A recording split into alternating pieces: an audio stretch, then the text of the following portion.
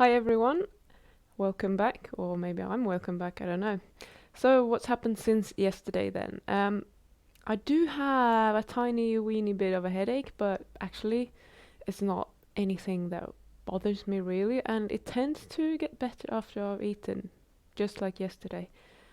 So, today I've actually had the opportunity to sit outside in the sun and do some work, and at the same time, I took the opportunity to cook a big juicy sirloin steak, perfectly marble, and that happens to be the thumbnail for this video. So I put another picture in here for you just so because people are usually asking me how I'm cooking my steak. So I thought I'll just show you how I'm cooking my steak.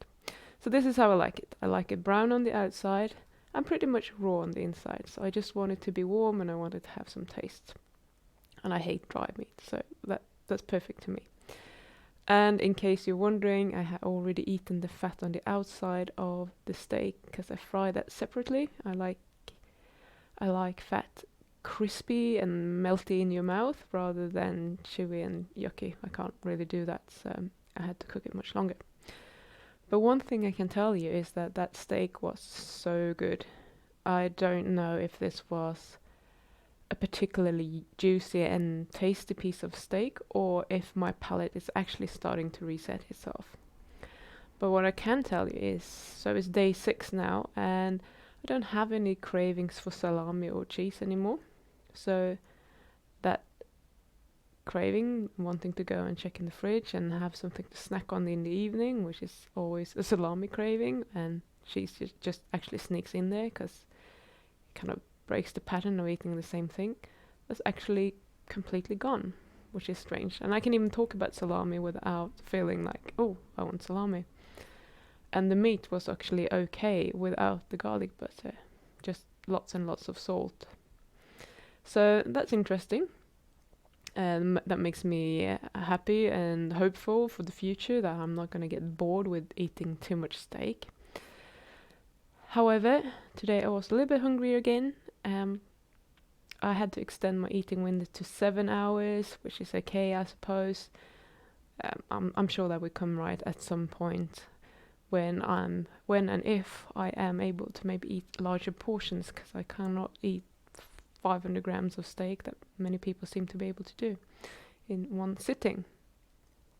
And by chance, actually, I actually listened to a podcast by Ivor Cummins today, and he was interviewing Michaela Peterson.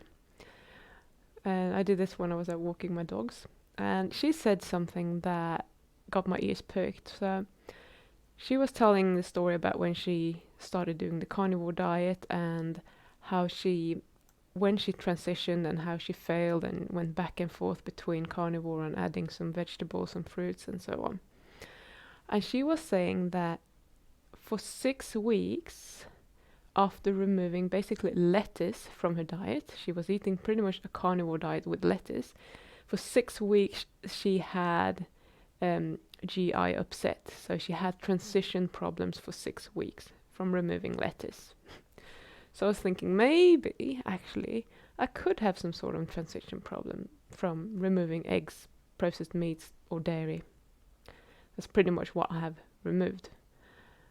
So maybe it is possible. It's just that I can't really wrap my head around it. But we don't always know what's going on, and it could be something with a change in gut bacteria or something.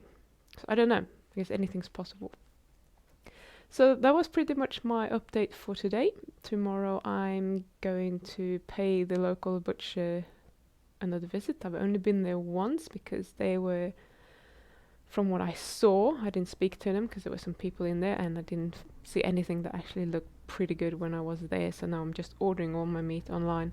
But there are lots of things that I can't order online, so that's a bit annoying. It would be handy if the local butcher could supply me with some good stuff.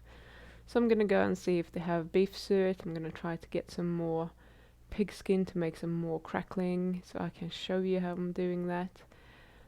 And we'll see. Some other stuff that I can't really get my hands on, I'll just ask them if they can bring it in for me and see what happens. I will let you know what happens to that. And speaking of which, I remember someone was actually asking if if my guts went upset after consuming all that pork belly. And I can happily tell you that no, that didn't happen. I'm used to eating a lot of fat, so I think maybe I'm even having, transition problems due to reducing the fat, even though it doesn't really make sense either, but it could be that. So I think I'm thriving better on a higher fat diet, and today I've had some fat, but I could probably eat a lot more fat than that. I usually do. So yeah, I will see you again tomorrow. Have a good day.